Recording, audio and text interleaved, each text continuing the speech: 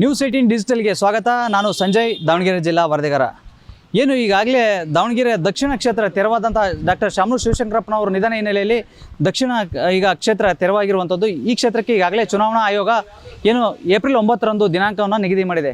ಈ ಬೆನ್ನಲ್ಲೇ ಈಗಾಗಲೇ ಕಾಂಗ್ರೆಸ್ ಹಾಗೂ JDS ಎರಡೂ ಪಕ್ಷಗಳು ಪೈಪೋಟಿಯಲ್ಲಿ ಈಗಾಗಲೇ ಏನು ನಾ ಮುಂದು ತಾ ಮುಂದು ಅಂತ ಹೇಳಿ ಅಭ್ಯರ್ಥಿಗಳ ಆಯ್ಕೆ ಮುಂದಾಗಿರುವಂಥದ್ದು. ಈಗ ಸದ್ಯಕ್ಕೆ ಏನಂದರೆ ಈಗಾಗಲೇ ಕಾಂಗ್ರೆಸ್ನಲ್ಲೂ ಸಾಕಷ್ಟು ಆಕಾಂಕ್ಷಿಗಳ ಪಟ್ಟಿ ದೊಡ್ಡದಾಗಿದೆ, ಅದಲ್ಲದೆ ಕೂಡ BJPಯಲ್ಲೂ ದೊಡ್ಡದಾಗಿದೆ.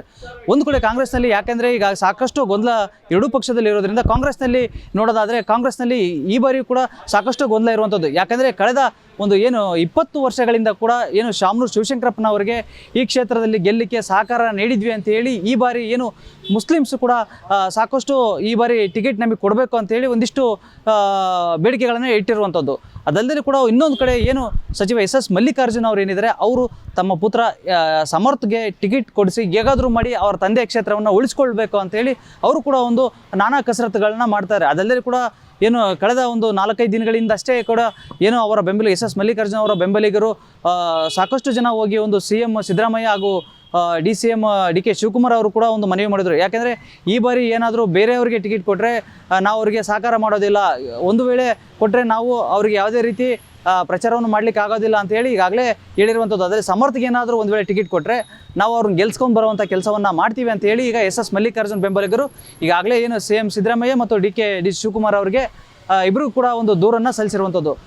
ಈಗ ಏನಪ್ಪ ಅಂದರೆ ಮುಸ್ಲಿಮರು ಕೂಡ MLC ಅಬ್ದುಲ್ ಜಬ್ಬಾರ್ ಅವರು ಏನಿದ್ದಾರೆ, ಅವರು ಈಗಾಗಲೇ 20 ವರ್ಷಗಳಿಂದ ನಾವು ಕಾಂಗ್ರೆಸ್ಗೆ ದುಡ್ಕೊಂತ ಬಂದಿದ್ದೀವಿ, ಹಾಗಾಗಿ ಇದೇ ಮೊದಲನೇ ಬಾರಿಗೆ ನಾವು ಕೇಳ್ತಿದ್ದೀವಿ, ಈ ಬಾರಿ ನಮಗೆ ಟಿಕೆಟ್ ಕೊಡಲೇಬೇಕು ಅಂತೇಳಿ ಈಗ ಅವರು ಮುಸ್ಲಿಮರು ಕೂಡ ಒಂದು ಪಟ್ಟನ್ನು ಇರುವಂಥದ್ದು.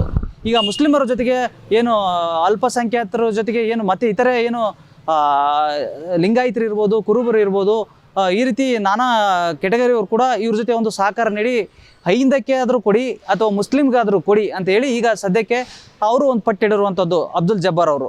ಹಾಗಾಗಿ ಈ ಕಾಂಗ್ರೆಸ್ದು ಒಂದು ಕಡೆ ಆದರೆ ಇನ್ನೊಂದು ಕಡೆ BJP ಅವರು ಕೂಡ ಈಗಾಗಲೇ ಅವ್ರದ್ದು 2 ಬಣ ಆಗಿರೋದ್ರಿಂದ ಅವ್ರ ಕಡೆಯಲ್ಲಿ ಸ್ವಲ್ಪ ಗೊಂದಲ ಇರೋದ್ರಿಂದ ಈಗ ಎಲ್ಲೋ ಹೈಕಮಾಂಡ್ ಹೊಸ ಅಭ್ಯರ್ಥಿಯನ್ನು ಹುಡುಕಬೇಕು ಅಂತ ಹೇಳಿ ಈಗ ಮೊನ್ನೆ ನಡೆದಂತಹ ಕೋರ್ ಕಮಿಟಿ ಸಭೆಯಲ್ಲಿ ಕೂಡ ಒಂದು ಹೊಸ ಅಭ್ಯರ್ಥಿಯ ಹೆಸರು ಪ್ರಸ್ತಾಪವಾಗಿರೋದು. ಅದೇ ಕೂಡ ಇನ್ಸೈಟ್ನ ಮುಖ್ಯಸ್ಥರಾದಂತಹ ವಿನಯ್ GB ಅವರ ಒಂದು ಹೆಸರು ಪ್ರಸ್ತಾಪವಾಗಿರೋದ್ರಿಂದ ಎಲ್ಲೋ ಒಂದು ಕಡೆ BJPಯಲ್ಲಿ ಕೂಡ ಬೇಗುದೇ ಉಂಟಾಗಿದೆ ಅಂತಲೇ ಹೇಳ್ಬೋದು. ಯಾಕಂದರೆ ಇಲ್ಲಿ 2 ಬಣ ಇತ್ತು, ಆಗಲೇ ಇಬ್ಬರ ಮಧ್ಯೆ 3ನೇ ಅವರಿಗೆ ಲಾಭ ಅನ್ನೋ ರೀತಿ ಅವ್ರ ಹೆಸರು ಪ್ರಸ್ತಾಪವಾಗಿರೋದ್ರಿಂದ ಈಗ ಈ Renukacharya team and JM Siddeshwara team ಎರಡೂ ಕೂಡ ಒಂದಾಗಿ ಬಂದು ಈಗ ನಾವು ಯಾರಿಗೆ ಕೊಟ್ಟರು ಶ್ರಮಿಸ್ತೀವಿ ಅಂತೇಳಿ ಮುಂದೆ ಬಂದಿರುವಂಥದ್ದು. ಯಾಕಂದರೆ ಯಾರಿಗೆ ಕೊಡಲಿ ಟಿಕೆಟನ್ನು, ಪಕ್ಷದಲ್ಲಿ ಸತತ 30-40 ವರ್ಷಗಳಿಂದ ಪಕ್ಷದಲ್ಲಿ ದುಡ್ಕೊಂಡು ಬಂದಿದ್ದಾರೆ ಅಂಥವ್ರಿಗೆ ನೀವು ಟಿಕೆಟ್ ಕೊಡಬೇಕು ಅಂತೇಳಿ ಈಗ ಅವರು ಇಂಡೈರೆಕ್ಟಾಗಿ ಒಂದು ವರಿಷ್ಠರಿಗೆ ಮಾಹಿತಿಯನ್ನು ಈಗ ಪತ್ರಿಕಾಗೋಷ್ಠಿ ಮುಖಾಂತರ ತಿಳಿಸಿರುವಂಥದ್ದು. ಈಗ ವಿನಯ್ ಕುಮಾರ್ ಹೆಸರು ಪ್ರಸ್ತಾಪ ಆಗ್ತದಂತಲೇ, ಯಾಕಂದರೆ ನಾವು ಇಷ್ಟು 30-40 ವರ್ಷಗಳಿಂದ ದುಡ್ಕೊಂಡು ಬಂದಿದ್ದೀವಿ, ಎಲ್ಲ ಹೊರಗಿನಿಂದ ಬಂದಂಥವ್ರಿಗೆ ಟಿಕೆಟ್ ಕೊಟ್ಟರೆ ನಾವೇನು ಮಾಡಬೇಕು ಅಂತೇಳಿ ಈಗ ಅವರು ಕೂಡ ರೇಣುಕಾಚಾರ್ಯ ಇರ್ಬೋದು ಮತ್ತು JM ಸಿದ್ದೇಶ್ವರ ಬಣ ಇರ್ಬೋದು, ಎರಡೂ ಕೂಡ ಒಟ್ಟಾಗಿ ನಾವು ಪಕ್ಷಕ್ಕಾಗಿ ದುಡಿತೀವಿ ಅಂತೇಳಿ ಈಗ ಮುಂದೆ ಬಂದಿರುವಂಥದ್ದು. ಇಲ್ಲಿ BJP ಬಣ ಬಂಡಿದಾರದಲ್ಲಿ ವರ್ಷಾನುಗಂಟ್ಲೆ ಕೂಡ ಎರಡೂ ಬಣಗಳನ್ನು ಒಂದು ಮಾಡಲಿಕ್ಕೆ ರಾಷ್ಟ್ರೀಯ ನಾಯಕರು ಬಂದರು, ರಾಜ್ಯ ನಾಯಕರು ಬಂದರು, ಯಾರು ಬಂದರೂ ಕೂಡ ಒಂದಾಗದಂಥ ನಾಯಕರು ಈಗ ಏಕೈಕಿ ನಾವೆಲ್ಲ ಒಂದಿದ್ದೀವಿ ಅಂತ ಒಗ್ಗಟ್ಟು ಪ್ರದರ್ಶನವನ್ನು ಮಾಡ್ತಿದ್ದಾರೆ.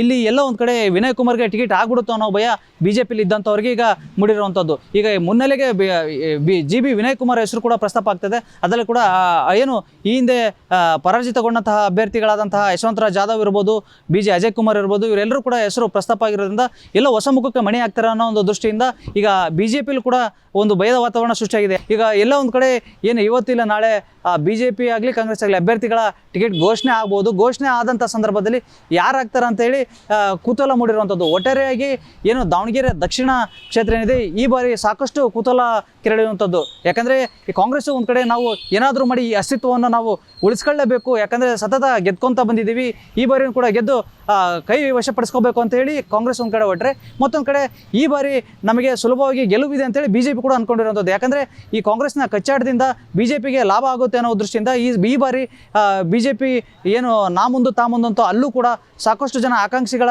ಪಟ್ಟಿ ಮೇಲೇರಿದೆ. ಸದ್ಯಕ್ಕೆ ಇವತ್ತು ಇಲ್ಲ ನಾಳೆ ಎರಡೂ ಪಕ್ಷಕ್ಕೆ ಅಭ್ಯರ್ಥಿಗಳ ಘೋಷಣೆಯಾಗಿ ಕುತೂಹಲಕ್ಕೆ ಯಾರು ಆಗ್ತಾರೆ ಅಭ್ಯರ್ಥಿ ಅನ್ನೋದು ತೆರೆ ಬೀಳಿದೆ ಅಂತ ಹೇಳ್ಬೋದು. ಸಂಜಯ್, ನ್ಯೂಸ್ 18 ದಾವಣಗೆರೆ.